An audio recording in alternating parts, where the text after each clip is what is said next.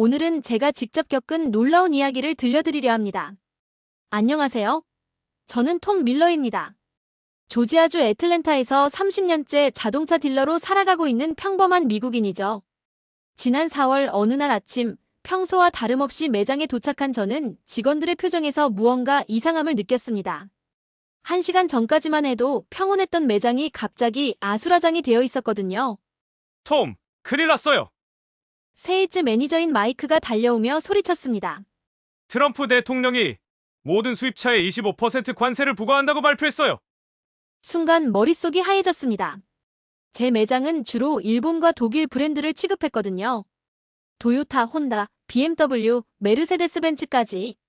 갑자기 이 모든 차들이 하루아침에 25%나 비싸진다는 얘기였습니다.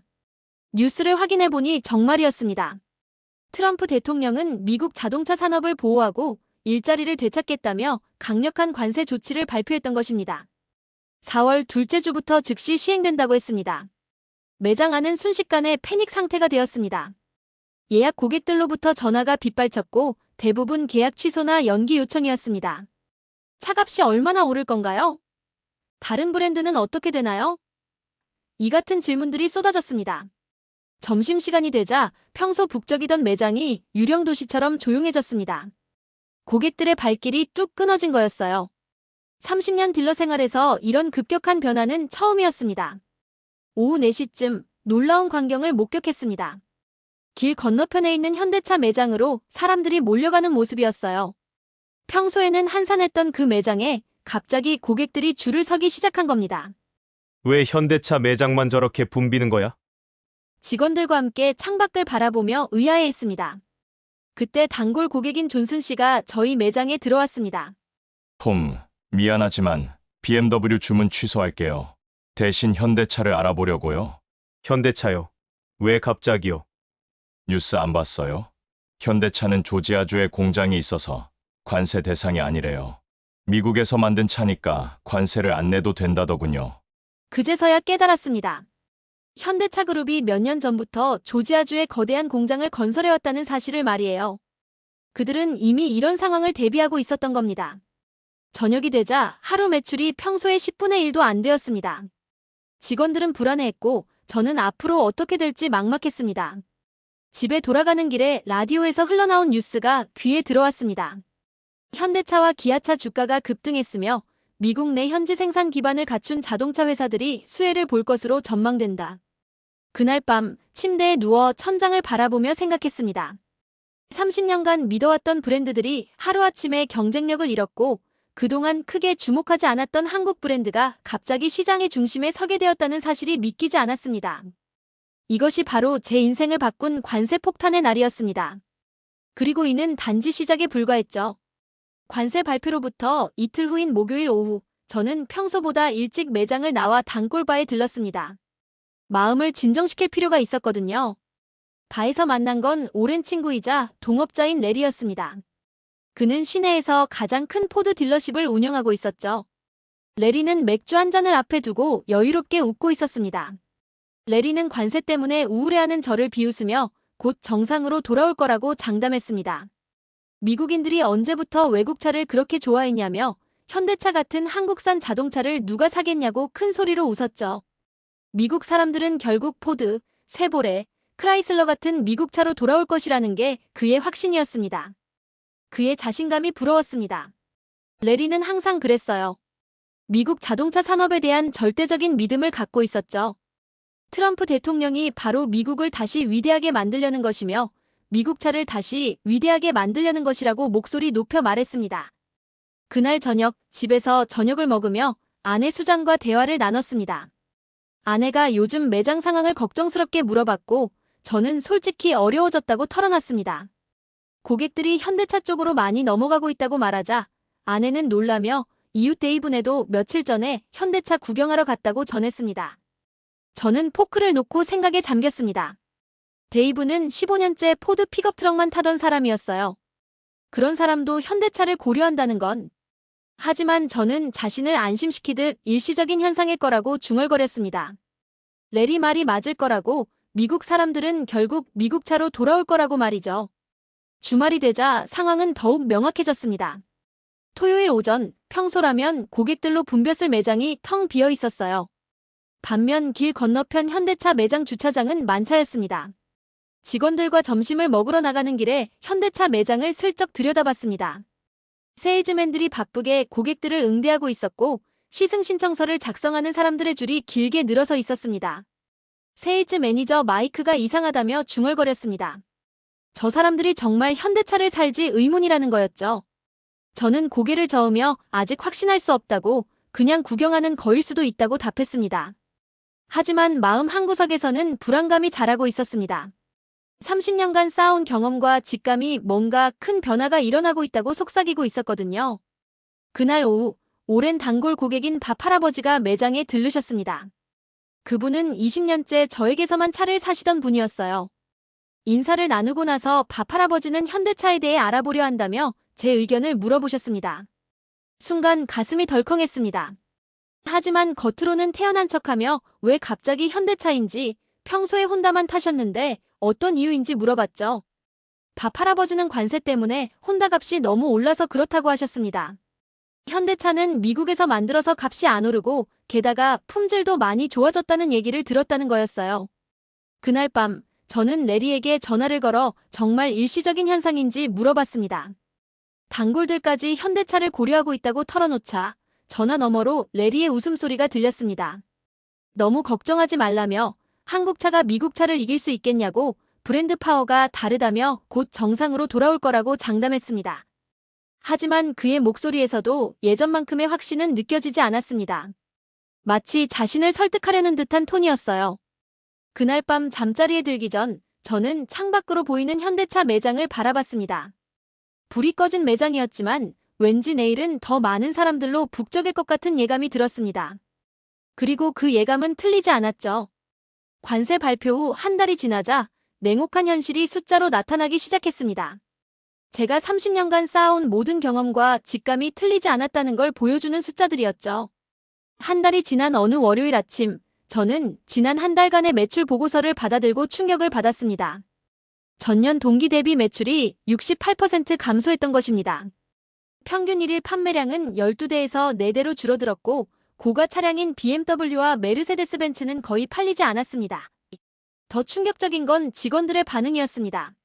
세일즈맨 6명 중 2이 사표를 냈고 나머지도 불안해하며 다른 일자리를 알아보고 있다는 소문이 돌았습니다.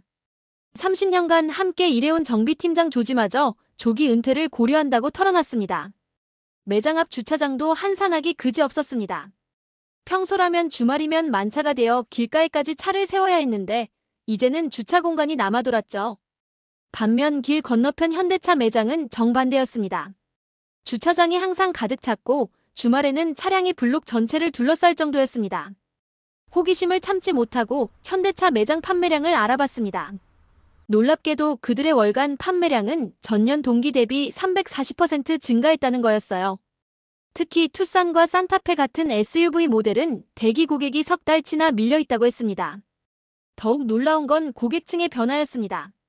과거에 현대차를 고려하지 않았던 중산층, 심지어 고소득층까지 현대차 매장을 찾고 있었던 것입니다. 제가 잃어버린 고객들이 바로 그들이었죠. 이런 상황을 더 정확히 파악하기 위해 지역 자동차 딜러 협회 모임에 참석했습니다. 거기서 들은 이야기들은 제 상황이 결코 특별하지 않다는 걸 보여줬습니다. 독일차 브랜드를 취급하는 딜러들의 상황은 더욱 심각했습니다. BMW 딜러인 스티브는 매출이 75% 급감했다고 털어놨습니다. 메르세데스 벤츠를 파는 마크는 아예 매장 문을 닫을 생각까지 하고 있다고 했죠. 25% 관세가 부과된 고급차들은 가격 경쟁력을 완전히 잃어버린 상태였습니다. 일본차 딜러들도 사정은 마찬가지였습니다. 도요타 딜러인 제임스는 캠리와 RAV사 판매량이 절반 이하로 떨어졌다고 한숨을 쉬었습니다.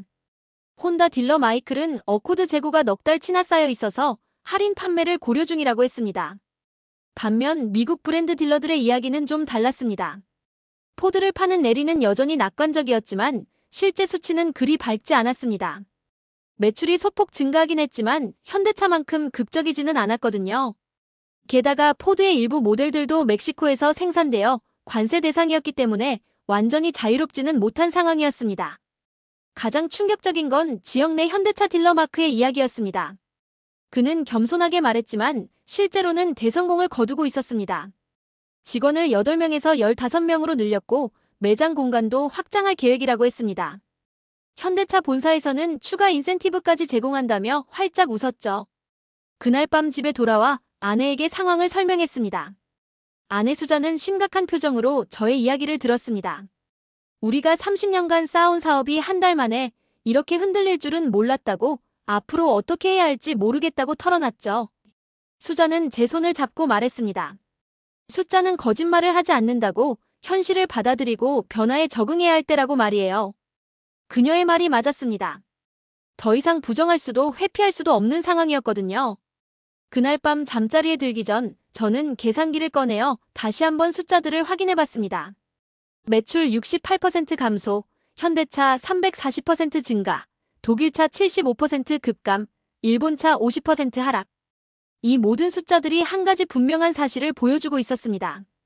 시장이 완전히 바뀌었다는 것을 말이죠. 그 무렵 어느 화요일 오후, 제게 가장 고통스러운 순간이 찾아왔습니다. 15년간 저를 믿고 차를 사왔던 단골 고객빌이 매장에 나타난 것입니다. 빌은 건설업을 하는 사업가로 늘 픽업트럭만 고집했던 사람이었습니다. 포드 F-150을 5번이나 바꿔 탔고 매번 저에게서만 샀죠. 그는 미국산에 대한 자부심이 강한 전형적인 중서부 사람이었습니다. 그런 빌이 어색한 표정으로 제 사무실에 앉았습니다. 평소 호탕하게 웃으며 새 차 이야기를 꺼내던 모습과는 전혀 달랐어요. 한참을 머뭇거리더니 빌은 어렵게 입을 열었습니다. 빌은 미안하다는 말부터 시작했습니다. 15년간 저를 믿고 따라왔지만 이번만큼은 다른 선택을 해야겠다고 했습니다. 현대차 리즈라인 픽업 트럭을 주문했다는 것이었죠. 순간 머릿속이 하얘졌습니다. 빌처럼 미국산의 자부심을 가진 사람이 한국산 픽업 트럭을 선택한다는 게 믿기지 않았거든요. 하지만 그의 설명을 들어보니 이해가 갔습니다. 빌은 건설 현장에서 쓸새 픽업 트럭이 급히 필요했다고 했습니다. 하지만 포드 F-150은 관세 때문에 가격이 너무 올랐고 납기도 석 달이나 걸린다는 거였어요. 반면 현대차 리즈라인은 조지아 공장에서 생산되어 가격도 합리적이고 한 달 안에 받을 수 있다고 했습니다. 더욱 충격적인 건 빌이 이미 시승까지 해봤다는 사실이었습니다. 처음에는 반신반의했지만 직접 운전해보니 품질이나 성능면에서 포드와 큰 차이가 없더라는 거였어요. 오히려 연비는 더 좋고 실내 공간도 넓다고 했습니다. 빌은 마지막에 이렇게 말했습니다.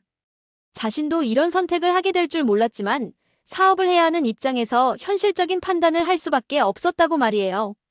그리고 혹시 나중에 현대차 서비스가 필요하면 추천해달라고 부탁했습니다. 빌이 나간 후 저는 한참 동안 사무실에 혼자 앉아 있었습니다. 15년간 쌓아온 신뢰관계가 한순간에 무너지는 걸 지켜보는 기분이었어요. 빌을 원망할 수도 없었습니다. 그 역시 생계를 위해 현실적인 선택을 한 것뿐이니까요. 그 주 내내 비슷한 일들이 계속 일어났습니다. 20년째 BMW만 타던 변호사 데이비드는 현대차 제네시스로 갈아탔다고 연락해왔습니다. 혼다 시빅을 3번이나 산 젊은 부부는 현대차 엘란트라를 주문했다고 했고요. 가장 속상했던 건 제 처남 케빈의 이야기였습니다. 케빈은 줄곧 저에게서 차를 샀는데 이번에는 아무 말 없이 현대차 매장에서 소나타를 샀다는 거였어요. 나중에 아내를 통해 전해 들은 이야기로는 저에게 미안해서 말을 못했다고 했습니다. 이런 상황들이 반복되면서 저는 점점 더 절망적인 기분이 들었습니다. 고객들을 붙잡을 방법이 없었거든요. 가격 경쟁력에서 밀리는 상황에서 무엇을 내세울 수 있겠습니까? 그래도 마지막 희망은 있었습니다. 오랜 단골들 중에서도 여전히 브랜드 충성도가 높은 고객들이 있었거든요. 특히 부유한 고객들은 가격보다 브랜드를 중시할 거라고 생각했습니다. 하지만 그 희망마저 오래가지 못했습니다. 지역 최고 부자 중 하나인 윌슨 씨가 제게 전화를 걸어온 것입니다. 그는 지금까지 메르세데스 S클래스만 5번이나 바꿔 탔던 분이었어요. 윌슨 씨는 정중하게 말했습니다. 그동안 좋은 서비스에 감사했지만 이번에는 현대차 제네시스 G90을 선택했다고 했습니다. 가격도 합리적이고 품질도 메르세데스에 뒤지지 않는다는 평가를 들었다는 거였어요. 그날 밤 집에 돌아와 아내에게 하루 있었던 일들을 털어놨습니다. 빌부터 윌슨 씨까지 모든 계층의 고객들이 현대차로 떠나고 있다고 말이에요. 아내는 조용히 제 이야기를 들었습니다. 그리고 한 가지 질문을 던졌습니다.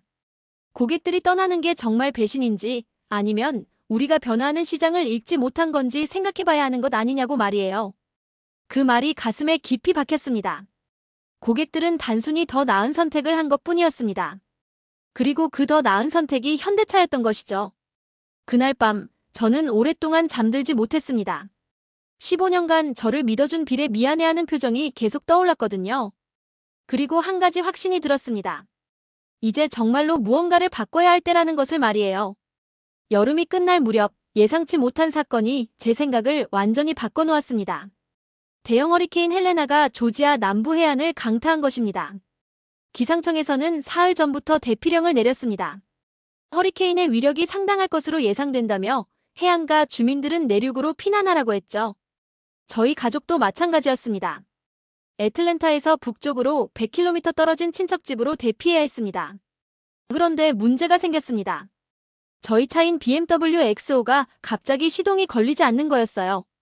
평소라면 정비소에 맡기고 며칠 기다리면 되는 일이었지만 허리케인이 다가오는 상황에서는 시간이 없었습니다. 당황하고 있을 때 이웃집 짐이 나타났습니다. 짐은 석 달 전에 현대차 팰리세이드를 산 사람이었어요. 당시 저는 속으로 왜 한국차를 샀을까 의아해했었는데 이번에 그가 구원투수가 되어준 것입니다. 주저없이 저희 가족을 태워주겠다고 제안했습니다. 팰리세이드가 큰 차라서 저희 가족 넷과 짐 가족 셋, 총 7명이 타도 넉넉하다고 했죠. 게다가 짐도 같은 방향으로 피난을 가야 해서 일석이조라고 웃으며 말했습니다. 처음 팰리세이드에 탔을 때의 느낌을 지금도 잊을 수 없습니다. 예상했던 것보다 훨씬 고급스러웠어요. 가죽 시트의 질감이나 내장재의 마감 수준이 제가 타던 BMW와 크게 다르지 않았습니다. 오히려 일부분은 더 나은 것 같기도 했고요. 하지만 진짜 놀라운 건 주행 중에 경험한 것들이었습니다. 허리케인이 다가오면서 비바람이 점점 거세졌는데 팰리세이드는 전혀 흔들리지 않았어요. 차체가 견고하다는 느낌이 확실히 들었습니다. 고속도로에서 시속 100km로 달릴 때도 실내는 조용했습니다. 바람 소리나 타이어 소음이 거의 들리지 않았어요. 심지어 제가 타던 BMW X5보다도 더 조용한 것 같았습니다. 2시간 정도 달리다가 휴게소에서 잠시 쉬었는데 그때 짐과 대화를 나눌 기회가 있었습니다. 짐은 원래 도요타 하이랜더를 타려고 했다고 했습니다. 하지만 관세 때문에 가격이 너무 올라서 현대차를 고려하게 되었다고 하더군요. 처음에는 반신반의했지만 시승을 해보고 완전히 마음이 바뀌었다고 했습니다. 성능도 좋고 연비도 우수한 데다 무엇보다 가격 대비 만족도가 높다는 거였어요. 게다가 미국에서 생산되니까 AS나 부품 수급에도 문제가 없다고 했습니다. 가장 인상 깊었던 건 짐의 다음 말이었습니다. 자신도 처음에는 편견이 있었지만 실제로 써보니 현대차에 대한 생각이 완전히 바뀌었다는 거였어요. 브랜드보다는 실용성과 가치가 더 중요하다는 걸 깨달았다고 했습니다. 허리케인은 이틀 동안 맹위를 떨쳤습니다. 바람과 비가 엄청났지만 피난처에서 안전하게 지낼 수 있었어요. 그 이틀 동안 저는 계속 팰리세이드에 대해 생각했습니다. 허리케인이 지나간 후 집으로 돌아가는 길에서도 팰리세이드의 성능을 확인할 수 있었습니다. 곳곳에 나뭇가지와 잔해들이 널려 있었는데 차량이 안정적으로 주행했어요. 젖은 도로에서도 미끄러지지 않았고 급제동이나 급가속 상황에서도 차체가 흔들리지 않았습니다. 집에 도착해서 짐에게 고마움을 표했습니다. 그리고 솔직하게 현대차에 대한 인상이 많이 바뀌었다고 털어놨어요. 짐은 웃으며 한번 시승해보라고 권했습니다. 편견 없이 직접 경험해보면 분명 놀랄 거라고 했죠. 그날 밤 아내와 함께 이틀간의 경험에 대해 이야기했습니다. 아내도 팰리세이드에 대해 좋은 인상을 받았다고 했어요. 특히 안전성과 편의성 면에서 기대 이상이었다고 했습니다. 저는 아내에게 솔직하게 털어놨습니다. 그동안 현대차에 대한 편견이 있었다고 하지만 이번 경험을 통해 그런 편견이 얼마나 잘못된 것인지 깨달았다고 말이에요. 아내는 제 손을 잡고 말했습니다. 편견을 버리고 열린 마음으로 세상을 바라보는 게 중요하다고, 특히 사업을 하는 사람에게는 더욱 그렇다고 했어요. 그날 밤 잠자리에 들기 전 저는 창밖을 바라보며 생각했습니다. 허리케인이라는 예상치 못한 상황이 저에게 귀중한 깨달음을 주었다는 것을 말이에요. 이제 정말로 현대차를 진지하게 고려해 볼 때가 온 것 같았습니다. 허리케인이 지나간 지 일주일 후 저는 인생에서 가장 어려운 결정을 내려야 하는 순간에 직면했습니다. 30년간 믿어왔던 모든 것을 다시 생각해봐야 하는 시점이었죠. 월요일 아침 사무실에서 지난 6개월간의 데이터를 꼼꼼히 분석해봤습니다. 숫자들은 명확했습니다. 관세 이후 제 매장의 매출은 계속 하락세를 보였고 현대차의 시장 점유율은 매달 증가하고 있었어요. 더욱 중요한 건 트렌드였습니다. 이것이 일시적인 현상이 아니라 구조적인 변화라는 점이 분명해졌거든요. 미국 내 현지 생산이라는 현대차의 장점은 앞으로도 계속될 것이고 관세 정책 역시 단기간에 바뀔 가능성은 낮아 보였습니다. 소비자 선호도 조사 결과도 충격적이었습니다. 최근 6개월 동안 현대차에 대한 인식이 급격히 개선되었다는 거였어요. 특히 품질, 연비, 가성비 부문에서 기존 일본차나 독일차와 비슷하거나 오히려 더 높은 평가를 받고 있었습니다. 가장 인상 깊었던 건 브랜드 충성도 변화였습니다. 과거에는 한번 일본차나 독일차를 타면 계속 그 브랜드를 고수하는 경향이 강했는데 최근에는 실용성을 우선시하는 소비자들이 늘어나고 있었어요. 브랜드보다는 가치를 중시하는 시대가 온 것 같았습니다. 화요일에는 직접 현대차 매장을 방문해봤습니다. 경쟁사를 정확히 파악해야 한다는 명목이었지만 사실은 개인적인 호기심이 더 컸어요. 현대차 매장에 들어서자마자 느낀 건 활기찬 분위기였습니다. 고객들이 끊임없이 드나들고 있었고 세일즈맨들은 모두 바쁘게 움직이고 있었어요. 제 매장과는 정반대의 모습이었죠. 전시된 차량들을 자세히 살펴봤습니다. 투싼, 산타페, 팰리세이드, 그리고 제네시스 모델들까지. 솔직히 말해서 품질이나 디자인 면에서 기존 브랜드들과 큰 차이가 없었어요. 오히려 일부 모델은 더 세련된 느낌도 들었습니다. 가격표를 보고 또 한 번 놀랐습니다. 동급 차량 대비 현대차가 상당히 경쟁력 있는 가격을 제시하고 있었거든요. 관세가 없다는 장점을 소비자들에게 그대로 돌려주고 있는 것 같았습니다. 매장 매니저인 마크와 잠시 대화할 기회가 있었습니다. 마크는 정중하게 저를 맞아주며 현재 상황에 대해 설명해줬어요. 관세 이후 매출이 급증했지만 단순히 가격 때문만은 아니라고 했습니다. 마크에 따르면 현대차의 강점은 현지 생산, 합리적 가격, 개선된 품질, 그리고 우수한 AS 서비스였습니다. 특히 조지아 공장에서 생산되는 모델들은 미국 소비자들의 취향에 맞게 최적화되어 있다고 자랑스럽게 말했어요. 가장 인상 깊었던 건 마크의 다음 말이었습니다. 현대차는 단순히 저가 브랜드가 아니라 가성비 브랜드로 포지셔닝하고 있다는 거였어요. 같은 가격이면 더 좋은 옵션을, 같은 옵션이면 더 저렴한 가격을 제공한다는 전략이었죠. 그날 저녁, 집에서 아내와 진지한 대화를 나눴습니다. 현재 상황과 앞으로의 전망, 그리고 제가 고려하고 있는 선택지에 대해 모든 걸 털어놨어요. 아내는 오랫동안 제 이야기를 들었습니다. 그리고 한 가지 중요한 질문을 던졌어요. 정말로 변화할 준비가 되어 있느냐고, 30년간의 관성을 버리고 새로운 도전을 할 용기가 있느냐고 말이에요. 그 질문에 대한 답은 명확했습니다. 변화하지 않으면 살아남을 수 없다는 것이 분명해졌거든요. 더 이상 과거에 안주할 수는 없었습니다. 수요일 아침, 저는 현대차 본사에 전화를 걸었습니다. 딜러십 계약에 대해 문의하고 싶다고 했죠. 상담원은 친절하게 절차를 안내해줬고 가까운 시일 내에 담당자가 연락을 줄 것이라고 했습니다.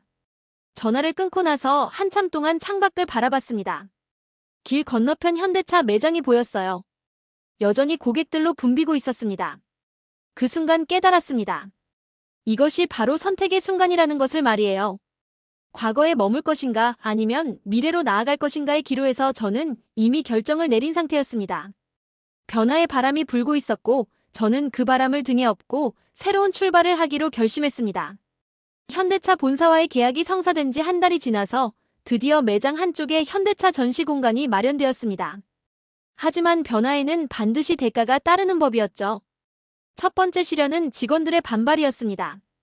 특히 20년째 함께 일해온 세일즈 매니저 마이크가 가장 강하게 반대했어요. 30년간 쌓아온 브랜드 이미지를 하루아침에 바꿀 수 없다며 고객들이 혼란스러워할 것이라고 주장했습니다. 정비팀도 마찬가지였습니다. 팀장 조지는 현대차 부품이나 정비 매뉴얼에 익숙하지 않다며 걱정을 표했어요. 새로운 시스템을 배우는데 시간이 걸릴 것이고 그동안 서비스 품질이 떨어질 수 있다는 우려였죠. 더 큰 문제는 단골 고객들의 반응이었습니다. 매장에 현대차가 전시된 첫날, 오랜 단골인 로버트 씨가 불쾌한 표정으로 매장을 나가버렸어요. 나중에 들은 이야기로는 자신이 믿고 다니던 매장이 이런 식으로 변할 줄 몰랐다며 실망했다고 했습니다. BMW 동호회 회장인 제임스도 비슷한 반응을 보였습니다. 지금까지 독일차의 우수성을 믿고 저희 매장을 이용했는데 갑자기 현대차를 팔기 시작한다니 배신감을 느낀다는 거였어요. 심지어 지역 자동차 딜러 협회에서도 곱지 않은 시선을 보냈습니다. 특히 레리는 제가 현대차를 취급한다는 소식을 듣고 크게 실망했다며 미국 딜러로서의 자부심을 버렸다고 비난했어요. 처음 2주간은 정말 힘들었습니다. 기존 브랜드 고객들은 등을 돌렸고 현대차에 관심 있는 고객들은 아직 많이 오지 않았어요. 매출은 더욱 떨어졌고 직원들의 사기도 바닥을 쳤습니다. 하지만 서서히 변화가 나타나기 시작했습니다. 셋째 주부터 현대차 전시 공간에 사람들이 하나둘 나타나기 시작한 것입니다. 처음에는 그냥 구경만 하고 가는 사람들이 대부분이었지만 점차 진지하게 구매를 고려하는 고객들이 늘어났어요. 첫 번째 현대차 고객은 젊은 부부였습니다. 신혼집을 마련하면서 경제적인 차를 찾고 있던 그들에게 현대차 엘란트라는 완벽한 선택이었어요. 가격도 합리적이고 연비도 좋아서 매우 만족해했습니다. 두 번째 고객은 의외로 중년 사업가였습니다. 그는 원래 렉서스를 타려고 했지만 관세 때문에 가격이 너무 올라서 현대차 제네시스를 고려하게 되었다고 했어요. 시승을 해보고는 렉서스와 큰 차이를 느끼지 못했다며 바로 계약을 했습니다. 가장 기뻤던 순간은 한 달 후 빌이 다시 매장을 찾아온 것이었습니다. 현대차 리즈라인을 산 지 한 달이 지났는데 너무 만족해서 아내 차도 현대차로 바꾸고 싶다는 거였어요. 그는 미안해하며 처음부터 제게 상담을 받았어야 했다고 말했습니다. 점차 현대차에 대한 인식이 바뀌기 시작했습니다. 초기에 현대차를 산 고객들이 주변에 좋은 후기를 퍼뜨리면서 입소문이 나기 시작한 것이죠. 특히 연비, 내구성, AS 서비스 면에서 기대 이상이라는 평가가 많았어요. 직원들도 서서히 적응해갔습니다. 마이크는 처음에 반대했지만 현대차 고객들이 늘어나면서 점차 긍정적으로 바뀌었어요. 특히 현대차 본사의 세일즈 교육이 체계적이고 실용적이라며 오히려 도움이 된다고 했습니다. 정비팀 조지도 마찬가지였습니다. 현대차 정비 매뉴얼이 상당히 친절하게 작성되어 있고 부품 공급도 원활해서 생각보다 어렵지 않다고 했어요. 게다가 현지 생산 모델들은 부품 수급이 빨라서 고객 만족도가 높다고 덧붙였습니다. 3달이 지나자 매장 분위기가 완전히 달라졌습니다. 현대차 고객과 기존 브랜드 고객이 자연스럽게 공존하게 되었어요. 오히려 다양한 선택지를 제공하는 매장이라는 인식이 생기면서 고객층이 넓어졌습니다. 매출 그래프도 서서히 상승 곡선을 그리기 시작했습니다.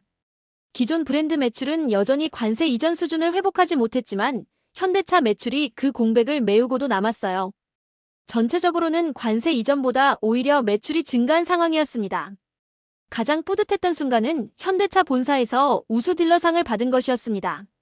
첫 해 성과치고는 상당히 좋은 결과라며 격려해줬어요. 그리고 내년에는 전기차 라인업까지 추가할 수 있다는 제안도 받았습니다. 하지만 무엇보다 중요한 건 고객들의 만족이었습니다. 현대차를 구매한 고객들 대부분이 높은 만족도를 보였고 재구매 의향도 상당히 높았어요. 이는 브랜드 충성도로 이어질 가능성이 크다는 의미였습니다. 지난 몇 개월을 되돌아보니 감회가 새로웠습니다. 변화는 분명 고통스러웠지만 그 대가는 충분히 값어치가 있었어요. 새로운 고객층을 확보했고 시장 변화에 적응할 수 있는 능력을 기를 수 있었습니다. 무엇보다 중요한 건 미래에 대한 확신이었습니다. 현대차라는 새로운 파트너와 함께라면 앞으로 어떤 변화가 와도 충분히 대응할 수 있을 것 같았거든요. 그리고 지금 저는 완전히 다른 사람이 되어 있었습니다. 올해 초 관세 폭탄으로 절망에 빠졌던 그 톰 밀러는 더 이상 존재하지 않았죠. 최근 매출 보고서를 받아들고 깜짝 놀랐습니다. 전년 대비 매출이 45% 증가했던 것입니다. 현대차 라인업이 전체 매출의 60%를 차지했고 나머지 40%는 기존 브랜드가 담당했어요. 위기를 기회로 바꾼 완벽한 사례였습니다. 더욱 놀라운 건 고객 만족도였습니다. 현대차 구매 고객들의 재구매 의향이 85%에 달했어요. 이는 제가 30년간 딜러로 일하면서 본 가장 높은 수치였습니다. 고객들이 단순히 가격 때문이 아니라 진정한 만족 때문에 현대차를 선택하고 있다는 증거였죠. 직원들의 변화도 눈에 띄었습니다. 처음에 반대했던 마이크는 이제 현대차 세일즈 전문가가 되어 있었어요. 그는 현대차의 기술적 장점과 가성비를 누구보다 잘 설명할 수 있게 되었습니다. 심지어 자신도 현대차를 구매해서 타고 다니고 있었죠. 정비팀 조지 역시 마찬가지였습니다. 현대차 정비 인증을 받았고 현지 생산 모델들의 특성을 완벽하게 파악하고 있었어요. 고객들은 조지의 전문성을 높이 평가했고 정비 서비스 만족도도 크게 올랐습니다. 가장 큰 변화는 저 자신이었습니다. 더 이상 브랜드 이름에만 의존하지 않게 되었어요. 대신 실제 가치와 고객 만족을 우선시하게 되었습니다. 이는 비즈니스 철학의 근본적인 변화였죠. 지역 자동차 딜러 협회 모임에서의 분위기도 완전히 바뀌었습니다. 처음에 저를 비난했던 레리도 이제는 제 성공을 인정하지 않을 수 없었어요. 그의 포드 딜러십은 여전히 어려움을 겪고 있었거든요. 레리는 저에게 조언을 구하기 시작했습니다. 어떻게 이런 성과를 낼 수 있었는지, 현대차와의 파트너십은 어떤 식으로 이루어지는지 궁금해했어요. 저는 기꺼이 제 경험을 공유했습니다. 변화를 두려워하지 말고 시장의 흐름을 읽는 것이 중요하다고 조언했죠. 더욱 놀라운 일도 있었습니다. 인근 지역의 다른 딜러들이 저를 찾아와 현대차 딜러십에 대해 문의하기 시작한 것입니다. 제 성공 사례가 입소문을 타면서 현대차에 대한 관심이 급증하고 있었어요. 현대차 본사에서도 저를 모범 사례로 소개하기 시작했습니다. 신규 딜러 교육 때 제 경험담을 발표해달라는 요청도 받았어요. 위기를 기회로 바꾼 성공 스토리로 인정받은 것이죠. 개인적으로도 큰 변화가 있었습니다. 아내 수장과 함께 유럽 여행을 다녀올 수 있었어요. 30년간 딜러로 일하면서 제대로 된 휴가를 가본 적이 거의 없었는데 안정된 수익 구조 덕분에 여유를 가질 수 있게 되었습니다. 여행 중에 독일에서 만난 현지인들과의 대화도 인상적이었어요. 그들은 현대차의 품질 향상에 대해 잘 알고 있었고 한국 자동차 산업의 발전에 대해 존경의 마음을 표했습니다. 한때 현대차를 무시했던 제 자신이 부끄러워졌죠. 돌아와서 가장 먼저 한 일은 매장을 확장하는 것이었습니다. 현대차 전시 공간을 2배로 늘리고 전기차 전용 코너도 마련했어요. 제네시스 라운지도 별도로 만들어서 프리미엄 고객들을 위한 공간을 제공했습니다. 전기차 라인업 도입도 큰 성공이었습니다. 아이오닉 5와 아이오닉 6에 대한 관심이 폭발적이었어요. 특히 젊은 고객층에서 큰 호응을 얻었습니다. 환경을 생각하면서도 경제성을 놓치지 않는 차량이라는 평가였죠. 가장 감동적인 순간은 빌이 가족들과 함께 매장을 찾아온 것이었습니다. 그는 현대차 리즈라인에 너무 만족해서 아들에게도 현대차를 추천했다고 했어요. 3대가 모두 제 매장에서 차를 사게 된 것이죠. 빌은 저에게 고마움을 표했습니다. 처음에는 어쩔 수 없이 현대차를 선택했지만 이제는 진심으로 만족한다고 했어요. 그리고 앞으로도 계속 저만 믿고 따르겠다고 약속했습니다. 연말이 되자 현대차 본사에서 특별상을 수여했습니다. 올해의 딜러상이었어요. 위기 상황에서도 포기하지 않고 새로운 도전을 통해 성공을 이룬 모범 사례라는 평가였습니다. 시상식에서 제가 한 소감 발표는 이랬습니다. 변화는 두렵지만 꼭 필요한 것이라고, 시장의 흐름을 읽고 고객의 목소리에 귀 기울이는 것이 생존의 비결이라고 말했어요. 그리고 현대차라는 훌륭한 파트너를 만나 새로운 시작을 할 수 있게 되어 감사하다고 덧붙였습니다. 지금까지 저는 매장에서 지난 몇 개월간의 여정을 정리해봤습니다. 창밖으로 보이는 거리에는 현대차들이 많이 다니고 있었어요. 이제 현대차는 더 이상 낯선 브랜드가 아니었습니다. 미국 도로 위에 당당한 일원이 된 것이죠. 그때 깨달았습니다. 관세 폭탄이라고 부르며 두려워했던 그 사건이 사실은 제 인생 최고의 기회였다는 것을 말이에요. 만약 그 일이 없었다면 저는 여전히 과거에 안주하며 변화를 거부하고 있었을 겁니다. 이제 저는 확신합니다. 시장은 냉정하지만 변화에 적응하는 자에게는 반드시 기회가 온다는 것을 말이에요. 그리고 그 기회를 잡는 용기만 있다면 위기는 언제든 기회로 바뀔 수 있다는 것을 말입니다. 오늘 영상은 여기까지입니다. 관세 폭탄이라는 위기 속에서도 변화에 적응하며 성공을 이룬 톰의 이야기 어떠셨나요? 현대차의 놀라운 현지화 전략과 한미국 딜러의 감동적인 변화 과정이 여러분에게도 좋은 교훈이 되었기를 바랍니다. 앞으로도 이런 감동적이고 의미 있는 해외 사연들을 계속 전해드리겠습니다. 구독 버튼을 눌러주시고 알림 설정까지 해주시면 새로운 영상을 가장 먼저 만나보실 수 있습니다. 오늘도 시청해주셔서 감사합니다.